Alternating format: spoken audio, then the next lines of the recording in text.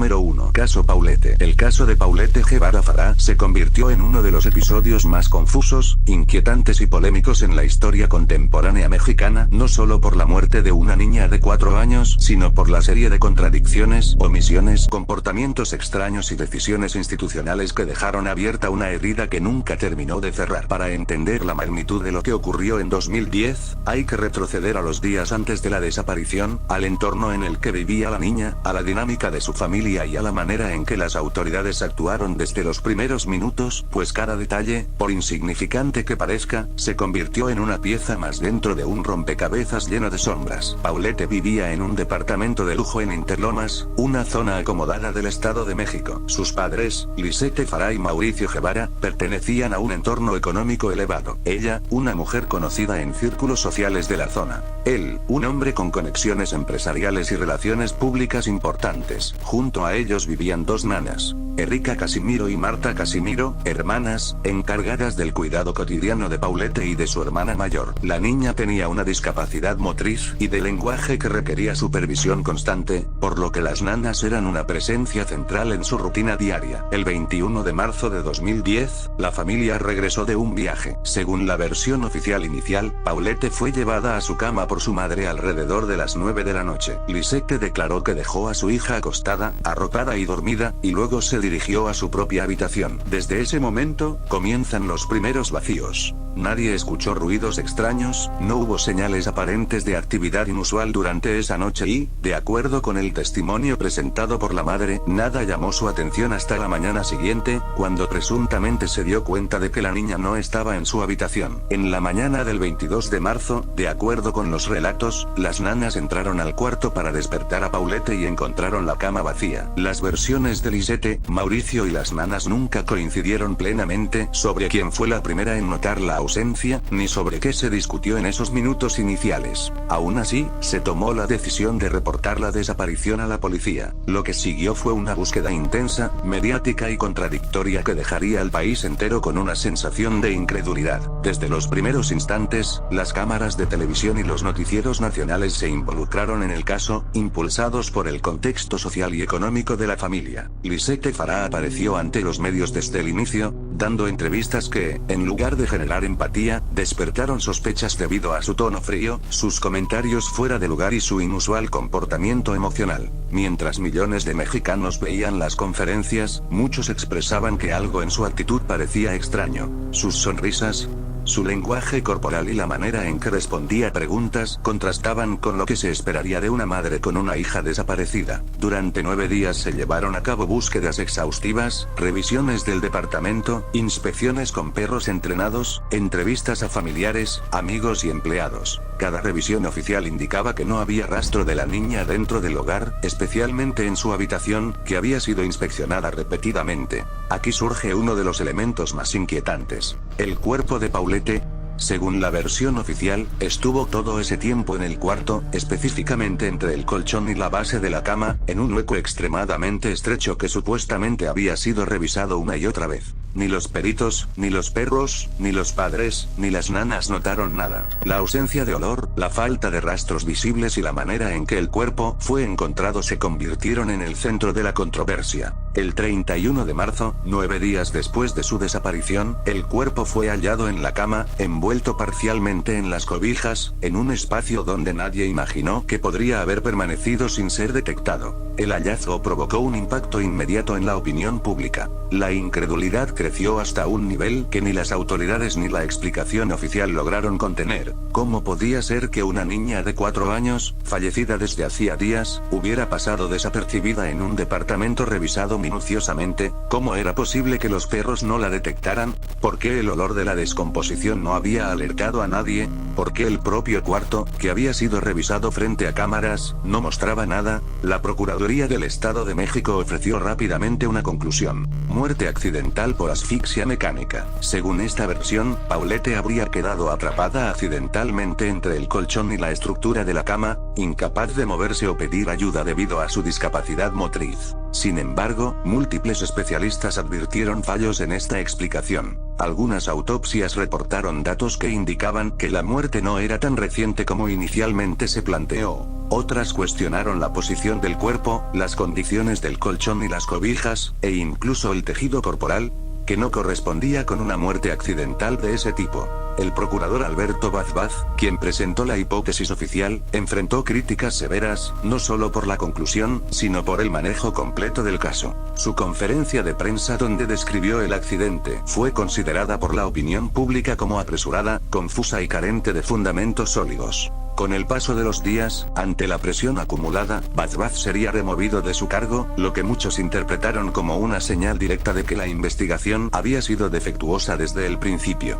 El hallazgo del cuerpo y la explicación oficial marcaron un antes y un después en el caso. Lo que en un inicio parecía un accidente doméstico se convirtió rápidamente en un fenómeno nacional cargado de desconfianza. Miles de personas siguieron cada detalle desde sus televisores, redes sociales y periódicos, intentando encontrar lógica en una historia que, desde cualquier ángulo, parecía estar rodeada de imposibles. Esa sensación creció con cada nueva contradicción que surgía entre las versiones de los involucrados. Las entrevistas públicas de Lisette y Mauricio, las declaraciones de las nanas, los reportes policiales y los testimonios grabados no solo no coincidían, sino que parecían construidos pieza por pieza para encajar solo parcialmente con la narrativa oficial. Uno de los elementos más señalados por especialistas fue la actitud de Lisette Farah. Sus apariciones en televisión se volvieron virales en un tiempo en el que las redes sociales apenas estaban desarrollándose. Miles de personas comentaban su forma de hablar, su postura corporal, su aparente indiferencia, e incluso la forma en que describía los últimos momentos con su hija.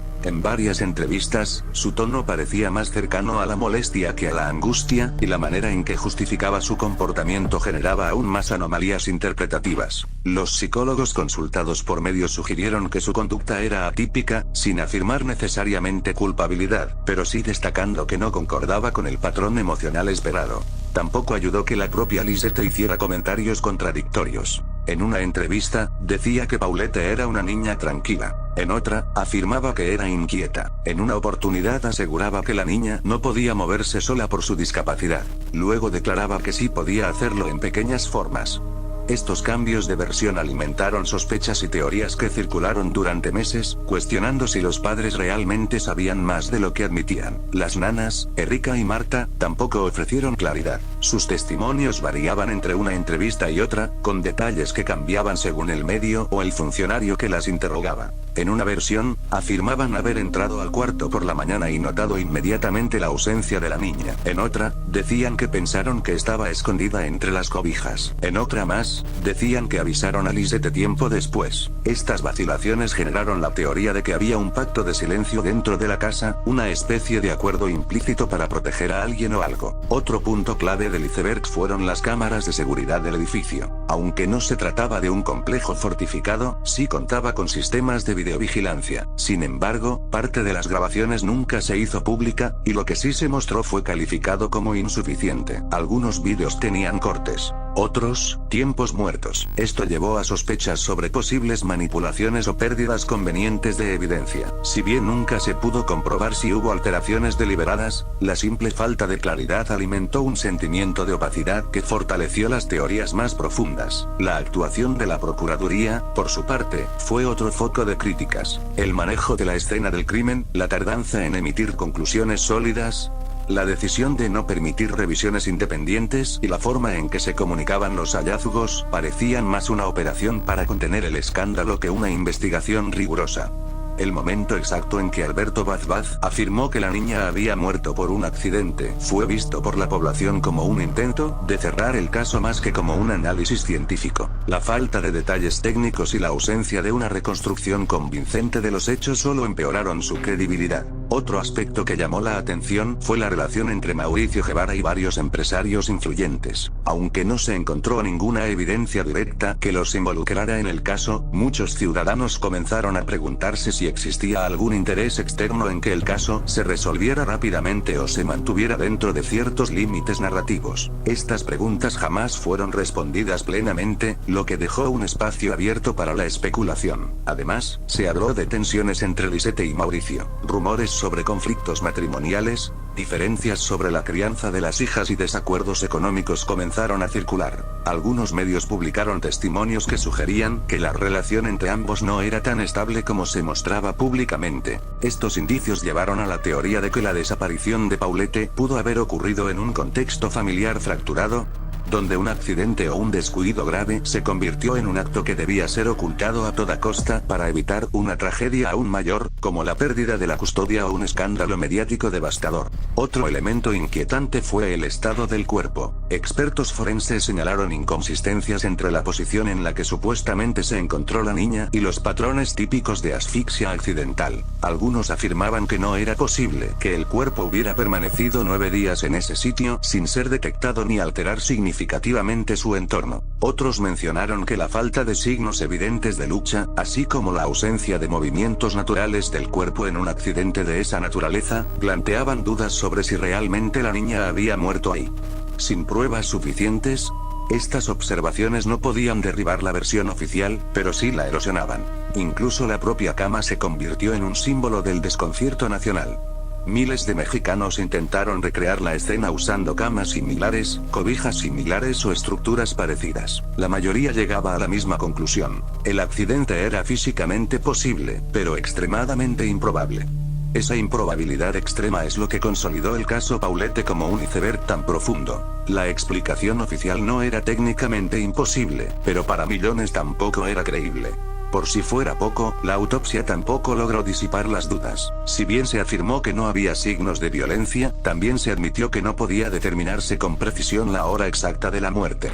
Esto abrió nuevas interrogantes. ¿Murió realmente la noche del 21? ¿Murió en algún momento de los días siguientes? ¿Estaba ya sin vida cuando se reportó su desaparición? El hecho de que la autopsia no pudiera establecer un tiempo exacto alimentó una de las teorías más inquietantes. La posibilidad de que la niña no haya muerto donde se encontró.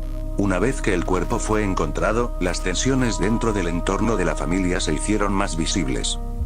Durante días circularon audios filtrados donde se escuchaba a Lisette y a Mauricio discutiendo acaloradamente con sus abogados sobre qué debían decirle a la prensa.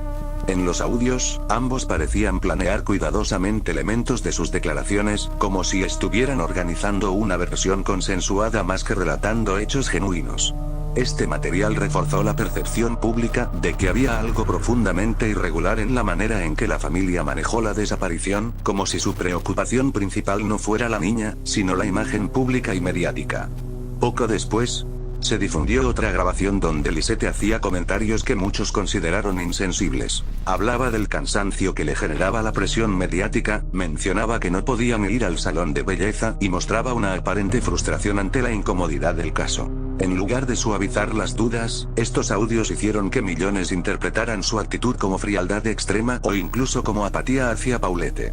En este punto, la opinión pública ya había condenado a la madre, aunque no existiera evidencia directa en su contra. La atmósfera emocional del país se polarizó. Algunos se aferraban a la idea de que había ocurrido un accidente desgraciado. Otros creían que la familia ocultaba un crimen. En los días posteriores al hallazgo del cuerpo, la Procuraduría del Estado de México tomó la decisión inusual de trasladar a Lisette, a las nanas y a Mauricio a hoteles para mantenerlos bajo observación, lo que fue interpretado como un movimiento sospechoso. Si no existía un crimen, ¿por qué trataban a los involucrados como si fueran sospechosos? ¿Por qué se hablaba de vigilancia y aislamiento? Se mencionó que era para protegerlos, pero esa explicación no convenció a muchos. Algunas versiones no oficiales aseguraban que este aislamiento servía para evitar que los testimonios se contaminaran aún más, o para impedir que tuvieran contacto con otros posibles testigos. Mientras tanto, los medios continuaban desmenuzando cada aspecto del caso. Programas de opinión, noticieros y revistas publicaban análisis psicológicos de la familia, reconstrucciones alternativas del hecho y entrevistas con expertos que desmenuzaban las inconsistencias. En un país donde la violencia hacia niños es un tema doloroso y frecuente, la idea de una muerte inexplicada dentro de una familia de clase alta despertó emociones especialmente fuertes. Era como si el caso Paulette simbolizara algo más grande que la tragedia de una niña.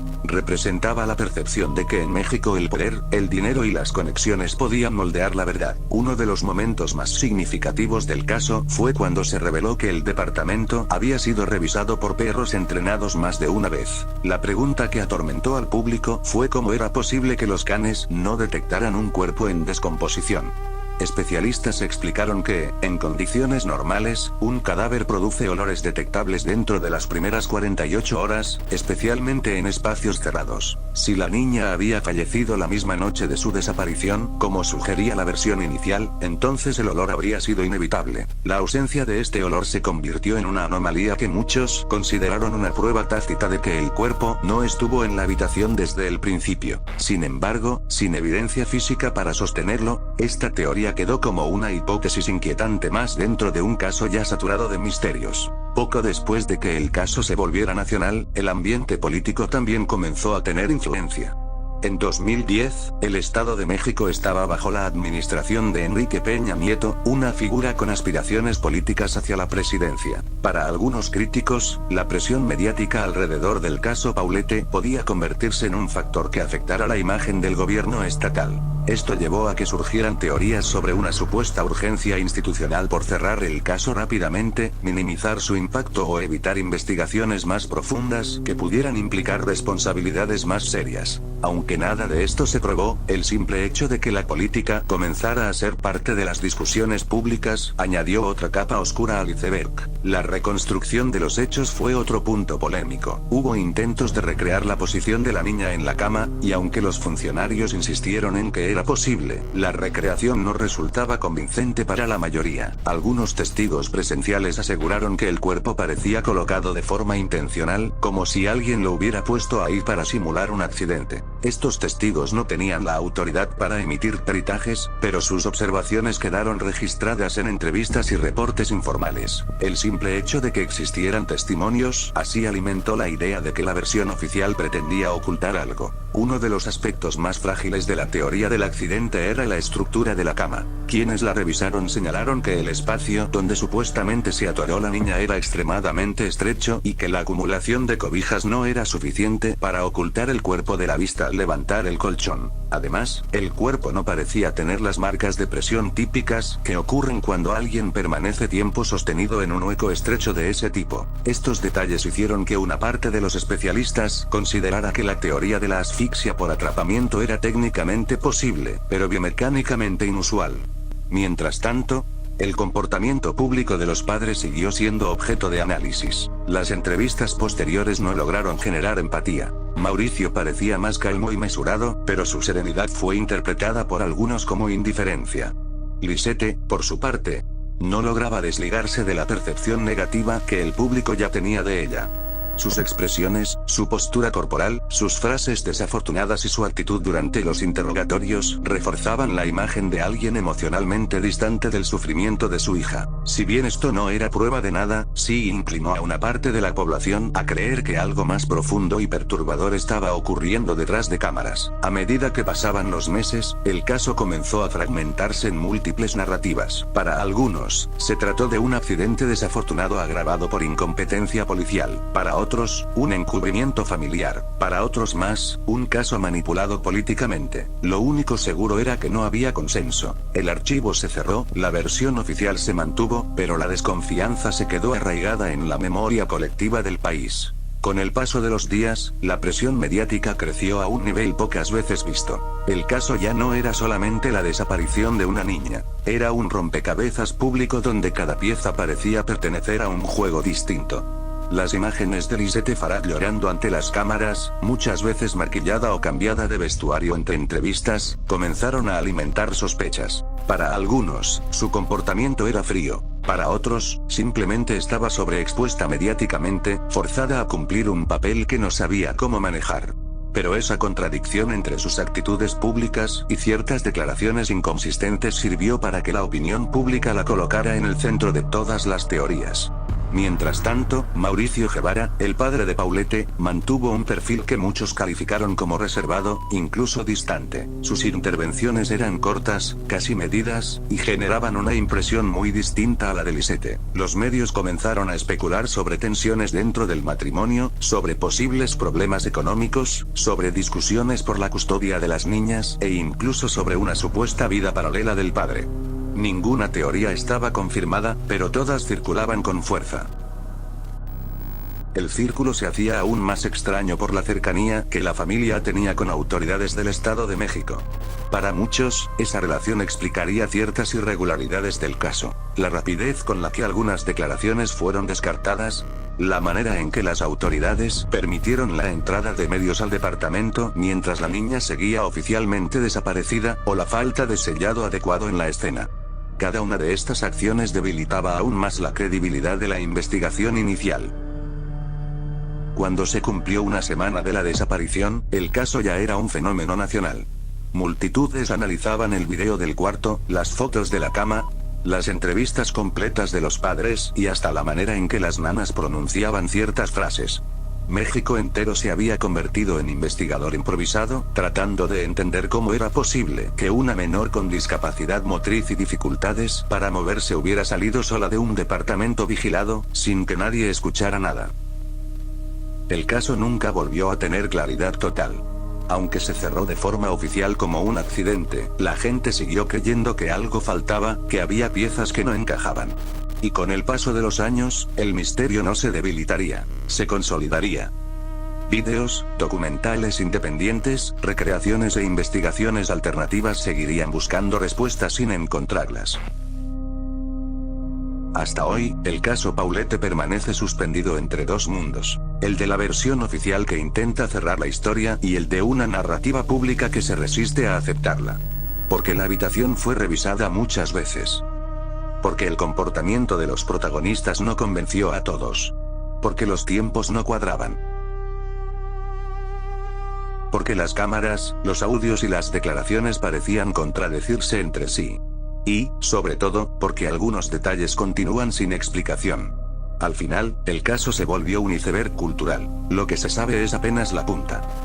Lo que se sospecha, lo que se comenta, lo que se analiza entre líneas, conforma un terreno mucho más profundo, inquietante y lleno de tensiones. Un misterio que, pese a haber sido declarado resuelto, nunca dejó de sentirse abierto. Número 2. La leche del Conasupo. Durante los primeros meses de 1986, mientras México todavía intentaba recuperarse de la crisis económica y del terremoto que había devastado la Ciudad de México un año antes, una noticia silenciosa comenzó a gestarse al otro lado del mundo. El 26 de abril, la explosión del reactor número 4 de la planta nuclear de Chernóbil liberó a la atmósfera una cantidad descomunal de material radioactivo. Europa quedó contaminada en distintos grados, y cientos de productos agrícolas y alimenticios fueron retirados o destruidos. Los gobiernos implementaron controles estrictos para evitar que esa contaminación cruzara fronteras. Pero, en medio de todo ese caos, una historia tomó un rumbo inesperado. Toneladas de leche en polvo provenientes de Irlanda y Polonia empezaron a venderse a precios irrisorios, porque nadie en Europa quería comprarlas. Nadie, excepto un comprador que estaba a miles de kilómetros: México. Bajo la administración de Miguel de la Madrid, y en una etapa donde la economía nacional estaba completamente presionada, el gobierno mexicano decidió adquirir más de 40.000 toneladas de leche en polvo a precios muy por debajo del mercado. La compra se hizo a través de Conasupo, la institución encargada de distribuir alimentos básicos a la población más vulnerable. Oficialmente, se trataba de una medida para cubrir la demanda nacional y evitar el desabasto. Pero pronto empezaron a surgir rumores inquietantes. Aquella leche venía de Europa, y más específicamente de regiones afectadas por el desastre de Chernóbil. Durante meses, toneladas de leche radioactiva comenzaron a llegar a puertos mexicanos, principalmente Veracruz y Tampico. Lo que pocos sabían era que, desde el origen, las cargas tenían reportes de haber sido rechazadas por otros países. Participaron intermediarios privados, empresas que aprovecharon la desesperación económica mexicana para colocar productos que ya nadie en Europa quería recibir. Mientras tanto, en México, la leche era empaquetada para programas sociales, desayunos escolares e instituciones de asistencia pública. Fue en 1987 cuando la bomba estalló. Un reporte interno del propio gobierno reveló que la leche adquirida superaba los límites seguros de radiación permitidos internacionalmente. El nivel que se detectó incluía trazas de cesio-137, uno de los isótopos más peligrosos derivados del desastre nuclear.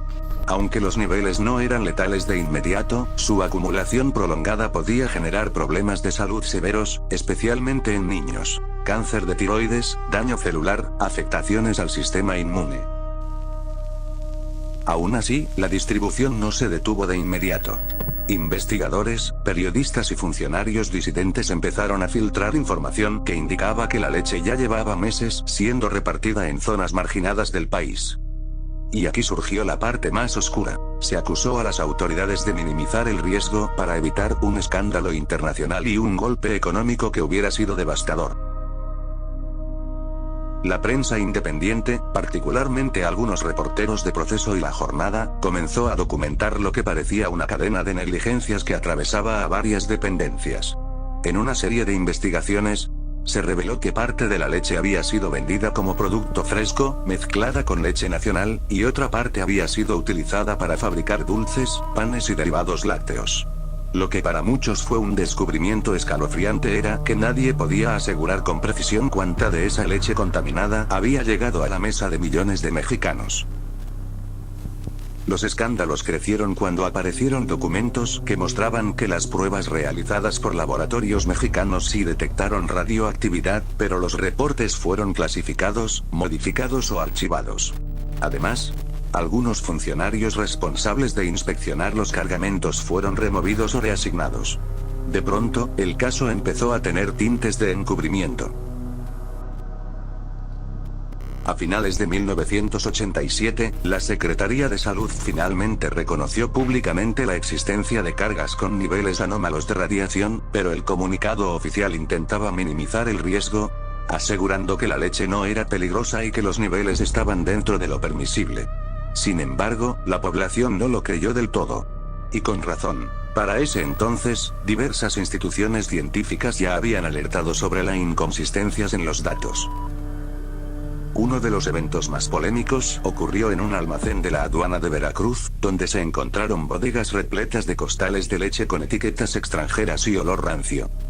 Algunos operadores portuarios declararon que los contenedores tenían símbolos de radiación, aunque después esos testimonios fueron negados oficialmente.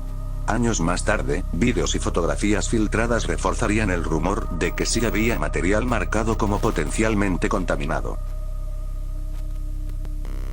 Gran parte de la leche que finalmente fue retirada, cerca de 20.000 toneladas, terminó almacenada en condiciones precarias. Hubo reportes de que parte de ella se derramó, se mezcló con aguas residuales o se perdió en trámites burocráticos. Incluso existen versiones que aseguran que toneladas de esa leche vencida fueron enterradas clandestinamente en basureros, sin ningún protocolo adecuado, generando ansiedad sobre posibles afectaciones al subsuelo. El caso, lejos de cerrarse, se volvió un misterio político. Ningún funcionario de alto nivel fue sancionado. Las empresas intermediarias no enfrentaron consecuencias reales. Y el gobierno, en su intento por controlar el daño, dejó más preguntas que respuestas. A pesar de que investigadores independientes siguieron el rastro del cesio-137, jamás se liberó un documento que detallara cuánta radiación ingirió la población o cuántos productos se fabricaron con esa leche. Con el paso del tiempo, el escándalo quedó enterrado entre archivos incompletos, declaraciones contradictorias y silencios institucionales. Pero la memoria pública no lo olvidó. La historia de la leche radioactiva de Conasupo se convirtió en uno de los casos más inquietantes del México contemporáneo. Una mezcla de falta de transparencia, corrupción, negligencia y decisiones políticas tomadas en los momentos más vulnerables del país. Hoy, el caso permanece como uno de esos episodios que se cuentan en susurros, como un iceberg cuya parte visible es apenas un fragmento de lo que ocurrió. ¿Cuánta leche contaminada se distribuyó realmente? ¿Qué niveles de radiación consumieron miles de niños? ¿Cuántos funcionarios sabían la verdad? ¿Cuántos documentos se ocultaron? Las respuestas permanecen ocultas entre archivos, decisiones estratégicas y silencios que nunca han sido explicados abiertamente. La historia no concluyó, simplemente dejó de hablarse de ella. Y quizá ese es el elemento más inquietante de todos. Número 3. La ley Fintech. La historia de la ley Fintech en México no empieza en 2018, cuando oficialmente fue publicada, sino varios años antes, cuando el país vivía una época en la que la tecnología financiera avanzaba más rápido que cualquier regulación. Durante la segunda mitad de la década de 2010, México se convirtió en uno de los países con mayor crecimiento de plataformas de pago, créditos digitales, crowdfundings, wallets y empresas que operaban en una especie de limbo legal. Algunas compañías prometían inclusión financiera, otras simplemente aprovechaban la falta de reglas. Para 2016, el sistema financiero tradicional comenzó a sentirse amenazado. Bancos con décadas de poder veían cómo empresas recién creadas acumulaban millones de usuarios sin controles estrictos. Ese fue el terreno donde nació lo que después se llamaría Ley Fintech, una de las legislaciones más ambiciosas y controvertidas que México ha publicado en tiempos recientes. Las discusiones reales comenzaron detrás de puertas cerradas. A la mesa se sentaron bancos gigantes, cámaras empresariales, representantes del sector tecnológico, legisladores y funcionarios de la Secretaría de Hacienda. Bancos tradicionales presionaban para que el marco regulatorio fuera estrictísimo. Las startups exigían reglas más flexibles que les permitieran competir. En medio de todo esto, instituciones como la CNBV buscaron establecer un equilibrio, pero cada decisión era un campo minado político.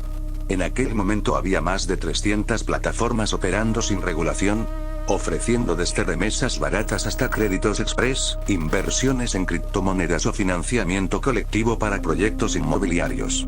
La ley Fintech no solo buscaba regularlas, sino definir quién sobreviviría y quién no. Cuando la ley finalmente se presentó en 2017, el discurso público fue simple. México sería pionero en América Latina al crear una regulación clara para pagos electrónicos, fondos de pago, crowdfundings y activos virtuales. Pero en el fondo existía una tensión más profunda. La regulación definiría qué empresas podrían seguir existiendo y cuáles quedarían fuera del juego por requisitos imposibles de cumplir. Se hablaba de inclusión financiera, pero muchos afirmaban que la verdadera batalla era por el control del dinero digital y la vigilancia de operaciones cada vez más imposibles de rastrear con las reglas tradicionales. La parte menos visible del iceberg era la que involucraba a las criptomonedas. Hasta 2017, México tenía un mercado creciente de plataformas que operaban Bitcoin y otros activos virtuales sin supervisión formal. Cuando la ley Fintech introdujo el concepto de activos virtuales autorizados, se generó un debate intenso. Oficialmente, el Banco de México sería quien determinaría qué criptomonedas podían usarse. Ofrecían estabilidad, decían.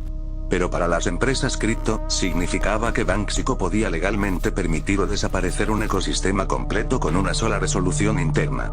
Ese punto generó una fractura. Algunos lo celebraron como una protección contra fraudes. Otros lo vieron como una forma silenciosa del Estado para controlar o sofocar la innovación financiera independiente.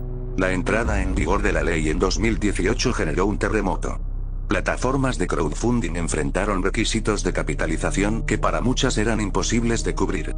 Las empresas de pagos electrónicos necesitaban estructuras corporativas más robustas, y todas debían cumplir estrictos protocolos de prevención de lavado de dinero, con auditorías, identificación biométrica, reportes constantes y vigilancia reforzada. Para las compañías pequeñas, cumplir estos requisitos significó gastar recursos que no tenían. Muchas cerraron antes incluso de entrar al proceso de autorización. El discurso público decía que la ley impulsaría la innovación. En privado, varios fundadores hablaban de que la regulación estaba diseñada para favorecer a las grandes empresas, especialmente bancos con sus propios productos digitales. Pero el punto más profundo del iceberg surgió cuando empezó el proceso de autorizaciones. Cada empresa debía solicitar permiso como institución de fondos de pago electrónico o institución de financiamiento colectivo. Este proceso, en teoría transparente, se volvió largo, complejo y opaco. Algunas plataformas seguían esperando resolución después de 2 o 3 años. Otras anunciaron cierres inesperados. Empresas con millones de usuarios tuvieron que congelar operaciones mientras esperaban la autorización, lo que generó incertidumbre y en algunos casos pérdidas para sus clientes. Aunque nadie lo dijo públicamente, comenzó a circular el rumor de que ciertas compañías recibían trato preferencial, mientras que otras enfrentaban auditorías, requerimientos adicionales y retrasos inexplicables. Otro punto sensible fue el tratamiento de datos personales. La ley FinTech implicó que empresas con millones de registros debían entregar información detallada a autoridades regulatorias para cumplir con procesos de verificación. Expertos en privacidad advirtieron que se estaba creando el ecosistema de vigilancia financiera más amplio que México había visto. Y en paralelo, crecieron las acusaciones contra ciertas plataformas de crédito digital que, bajo la sombra de la ley FinTech, operaban técnicas agresivas de cobranza, acceso a contactos del móvil y amenazas a usuarios. Estos abusos no fueron cubiertos directamente por la ley, pero el público comenzó a relacionar todo el sector con prácticas indebidas. Mientras tanto, la narrativa pública seguía centrada en la innovación. México aparecía en conferencias internacionales como líder regulatorio. Pero al otro lado, miles de usuarios preguntaban por qué algunas plataformas desaparecían de un día para otro, por qué ciertas wallets bloqueaban fondos sin explicación, o por qué crowdfundings inmobiliarios quedaban paralizados mientras esperaban autorizaciones. Lo que para algunos era una regulación moderna, para otros era una barrera que ahorcaba lentamente a las empresas pequeñas. El capítulo menos hablado es el impacto de la ley en zonas rurales. Se esperaba que las fintechs democratizaran el acceso financiero, pero en la práctica, muchas empresas dejaron de operar en regiones con baja rentabilidad o altos costos de cumplimiento. La inclusión financiera no mejoró al ritmo prometido. Al contrario, en algunas áreas, retrocedió. Y aunque la ley FinTech creó un marco ordenado, también centralizó el poder regulatorio en pocas instituciones, dejando a startups bajo supervisión que, para algunos críticos, resultaba excesiva. Finalmente, llegó el período posterior a la pandemia. Muchas plataformas buscaron regularizarse para sobrevivir, pero el ecosistema quedó dividido. Empresas gigantes respaldadas por corporaciones financieras se consolidaron como las ganadoras. Otras desaparecieron o quedaron atrapadas en trámites interminables. Hasta hoy, hay compañías que superaron los requisitos, pero otras continúan esperando una autorización que puede definir su futuro. La promesa de que México sería el Silicon Valley financiero de Latinoamérica quedó atrapada entre avances, bloqueos, silencios y decisiones regulatorias que muchos consideran desproporcionadas. La historia de la ley FinTech se cuenta como un éxito legislativo, pero su iceberg completo revela otra cara. Tensiones políticas, disputas entre bancos y startups, decisiones regulatorias que cambiaron industrias enteras, la influencia inesperada del Banco de México sobre el ecosistema cripto y el impacto real en millones de usuarios que nunca supieron que, detrás de su aplicación favorita, existía una batalla silenciosa por el control del dinero digital en México. Un conflicto que aún no termina y cuyo verdadero desenlace solo será visible cuando las autorizaciones, las restricciones y los nuevos jugadores definan quién realmente dominará el futuro financiero del país. Número 4. El catálogo de Televisa. Durante las décadas de los 80, 90 y principios de los 2000, Televisa era mucho más que una televisora. Era un sistema cultural completo. Moldeaba carreras, definía tendencias, construía estrellas y gobernaba la imagen pública del entretenimiento en México. En su punto más alto, controlaba cerca del 70% del mercado televisivo nacional. Su influencia llegaba desde la política hasta el deporte, desde la publicidad hasta la vida cotidiana. La televisora no solo descubría talento, lo fabricaba.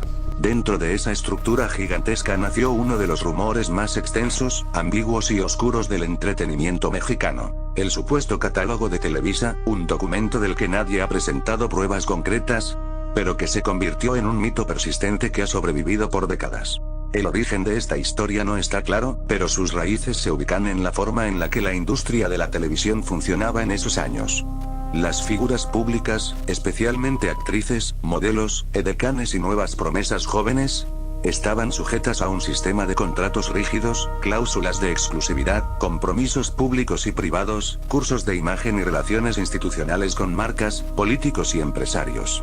Televisa organizaba eventos, comidas, cenas y galas donde sus talentos convivían con patrocinadores, dueños de negocios, gobernadores y diplomáticos. Ese mundo cerrado, glamuroso y hermético generó la percepción de que existía una estructura interna para presentar talento femenino a personas de poder. Con el tiempo, varias exconductoras y extrabajadoras de la empresa comenzaron a hablar públicamente sobre dinámicas incómodas, invitaciones obligatorias, presiones para asistir a reuniones privadas, compromisos sociales de trabajo y situaciones en las que su presencia era tratada como parte del paquete comercial que la televisora vendía.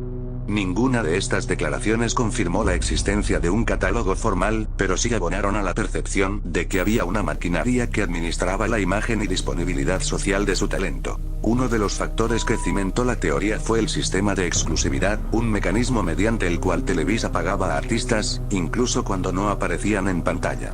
Estas exclusividades creaban sensación de pertenencia y dependencia. Para muchos críticos, estas cláusulas abrían la puerta a dinámicas de poder desiguales. La empresa controlaba cuándo, dónde y con quién el talento podía trabajar, vestir, hablar o incluso aparecer públicamente. Ese control reforzó la idea de que la televisora también podía decidir qué eventos sociales debían atender y para quién debían representar la imagen de la empresa. Los años 2000 fueron un punto de quiebre. Internet hizo más difícil ocultar rumores. Blogs, foros y revistas digitales comenzaron a publicar testimonios anónimos y relatos sin fuentes claras que hablaban de un supuesto documento interno con fotografías, descripciones, edades, medidas y tarifas. Ninguna investigación seria pudo comprobarlo, pero la narrativa se viralizó. Cada actriz joven que aparecía en pantalla se convertía automáticamente en parte del mito. Cada evento empresarial alimentaba la sospecha. Cada polémica sobre contratos reforzaba la idea de un sistema oculto mucho más grande. El mito se volvió parte del inconsciente colectivo mexicano cuando algunas figuras públicas mencionaron, de forma ambigua, que existían listas o relaciones de talento que la empresa usaba para compromisos con altos ejecutivos o invitados especiales. Lo que en realidad escribían eran listas de asistentes, agendas de eventos o carpetas de relaciones públicas, prácticas comunes en cualquier industria.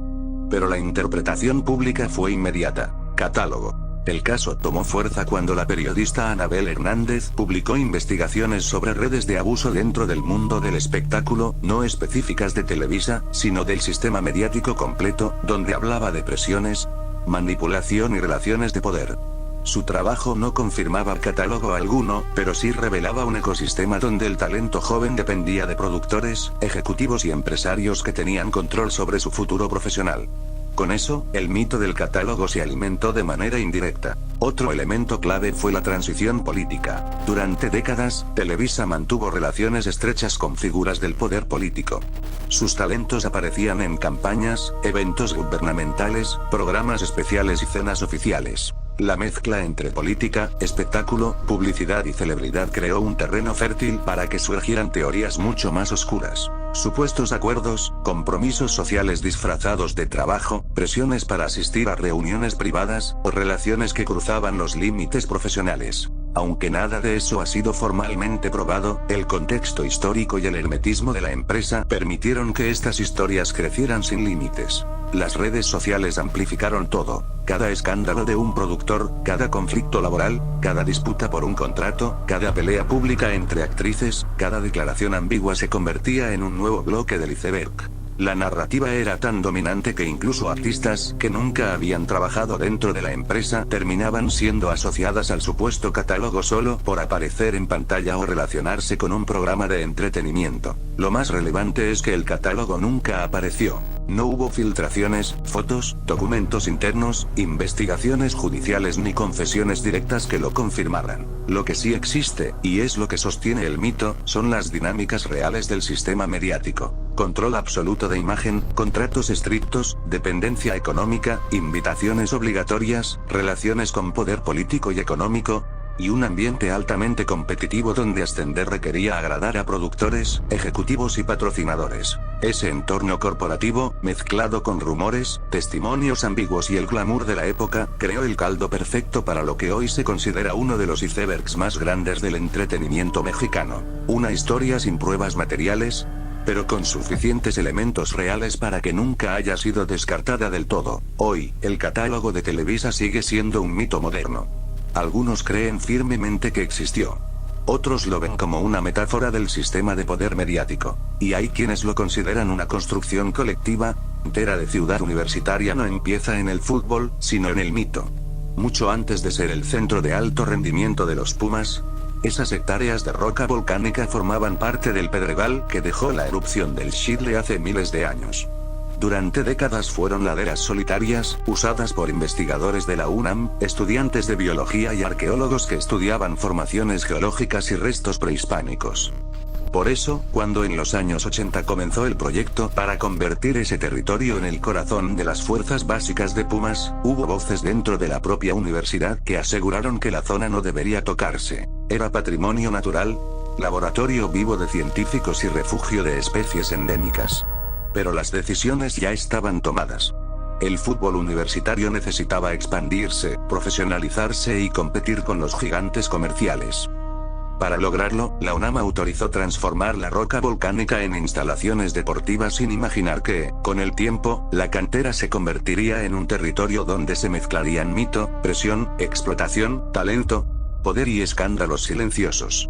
El complejo se inauguró como un proyecto ejemplar, un espacio donde jóvenes de todo México podían formarse con valores universitarios. Pero desde el principio surgieron historias que casi nunca se contaban fuera de la institución. Una de las primeras tenía que ver con el sistema de reclutamiento. Oficialmente, los jóvenes llegaban por visorías abiertas. En la práctica, entrenadores, representantes, directivos y hasta profesores universitarios señalaban que muchos lugares se negociaban bajo la mesa. Hubo testimonios que hablaban de padres que pagaban cuotas informales para que sus hijos fueran considerados. Otros aseguraban que ciertos entrenadores recibían incentivos por acomodar jugadores provenientes de escuelas privadas o de agencias específicas. Pocas de esas versiones llegaron a la prensa, pero dentro del fútbol base mexicano era un secreto a voces. Entrar a la cantera era tan difícil como entrar a una élite. No solo pesaba el talento, pesaban contactos, familiares, apellidos y, sobre todo, intermediarios. A medida que pasaban los años, surgieron historias sobre la presión interna a la que eran sometidos los jóvenes. Entrenamientos extenuantes, evaluaciones constantes, castigos silenciosos, expulsiones repentinas y un ambiente donde solo unos cuantos lograban sobrevivir. Algunos exjugadores contaron que en los 92.000, la cantera tenía zonas prohibidas, oficinas donde nadie sabía exactamente quién tomaba las decisiones finales y pasillos donde el ambiente siempre se sentía denso, como si algo más estuviera pasando detrás de los entrenamientos. Muchas carreras prometedoras desaparecieron de un día para otro, sin explicación. Se hablaba de lesiones mal atendidas, diagnósticos ocultos, presiones para jugar infiltrados y casos de burnout que jamás fueron registrados oficialmente. Varios médicos y fisioterapeutas que trabajaron ahí confesaron que se acostumbraron a ver jóvenes de 15 o 16 años con dolencias de jugadores profesionales de 30, pero denunciarlo significaba perder su lugar. Otro rumor persistente era la cercanía entre ciertos directivos universitarios y promotores externos. Aunque la UNAM siempre sostuvo que la cantera era un proyecto institucional sin fines de lucro, la realidad era más compleja. El fútbol mexicano estaba cambiando, y con él la relación entre clubes, agentes, universidades y empresarios. Hubo momentos en que las fuerzas básicas se convirtieron en terreno de disputa entre grupos internos. Unos querían mantener el espíritu universitario, otros buscaban explotar el talento joven como un negocio. Entre esos choques, se dice que varios jugadores fueron vendidos o negociados sin que ellos supieran los términos reales, que entrenadores fueron removidos por cuestionar decisiones y que ciertos representantes obtuvieron acceso privilegiado a las categorías menores. Aunque ninguna acusación llegó a tribunales, estas historias se mantuvieron vivas en la tradición oral del fútbol. Otro punto del iceberg era la relación entre la cantera y la seguridad interna de Q. Desde los años 80, Q se caracterizó por tener zonas donde la vigilancia era mínima y otras donde la presencia de grupos ajenos a la universidad era evidente. Algunos testimonios narran que durante un tiempo, sobre todo en los 90, la cantera tenía horarios donde era mejor no quedarse. No por cuestiones paranormales, sino por personas que usaban el terreno para reuniones, intercambios y movimientos que no tenían nada que ver con el fútbol. Varios trabajadores aseguraron haber sido advertidos de no caminar solos por ciertas rutas entre las canchas y los pasillos de roca volcánica. No era raro que patrullas internas se estacionaran en zonas donde oficialmente no debían estar. y aunque nunca se reportó algo oficialmente grave, la sensación de que la cantera era más que un centro deportivo siempre permaneció. Pero quizá la capa más profunda del iceberg se encuentra en el manejo del talento que sí logró llegar al primer equipo. La narrativa pública siempre habla de los jóvenes de Pumas, de su formación ejemplar y del orgullo universitario. Sin embargo, detrás de cada jugador que salió de la cantera hubo decenas que se quedaron en el camino. Muchos contaron que el trato cambiaba radicalmente cuando un jugador se volvía rentable. Se reforzaban las presiones, se imponían cláusulas estrictas, se controlaban entrevistas y se limitaban contactos externos. Varios jugadores recibieron ofertas del extranjero que nunca llegaron a sus manos, porque la directiva prefería venderlos a clubes nacionales afiliados a ciertos promotores. Las historias sobre fichajes truncados, contratos congelados y comisiones ocultas son parte del folclore no oficial del lugar. Además, la cantera tiene una historia particular con la selección nacional. Durante años, los visores del Tri visitaban Q con frecuencia, pero varias veces se denunció que la selección convocaba a ciertos jugadores no por su talento, sino porque sus representantes influían en ambas instituciones. Hubo exentrenadores juveniles que afirmaron que enviaron reportes con prospectos destacados que jamás fueron tomados en cuenta. Otros decían que ciertos jugadores fueron inflados mediáticamente a pesar de tener un rendimiento intermitente, mientras que otros con mayor consistencia jamás recibieron exposición. En años recientes, la cantera entró en otro tipo de escándalo silencioso: el deterioro de sus instalaciones. A pesar de ser un símbolo del fútbol mexicano, diversos reportes filtrados señalaban que varios dormitorios, gimnasios y áreas de fisioterapia operaban al límite, con presupuestos insuficientes y dependencias de la UNAM peleando por quién debía financiar su mantenimiento. Jugadores jóvenes dormían en habitaciones sin ventilación adecuada, entrenaban en canchas parchadas y se atendían lesiones con equipo obsoleto. Ese contraste con el discurso oficial, uno de los mejores centros de formación del país, alimentó más sospechas de mala administración. Finalmente, hay un último nivel del iceberg que casi nadie menciona: la tensión entre la UNAM como institución académica y los Pumas como marca comercial. Para muchos críticos, la cantera se convirtió en un símbolo de esa contradicción. Un recinto universitario operando bajo lógicas empresariales, donde el éxito deportivo dependía tanto del talento como de las decisiones de grupos que no siempre respondían al interés académico.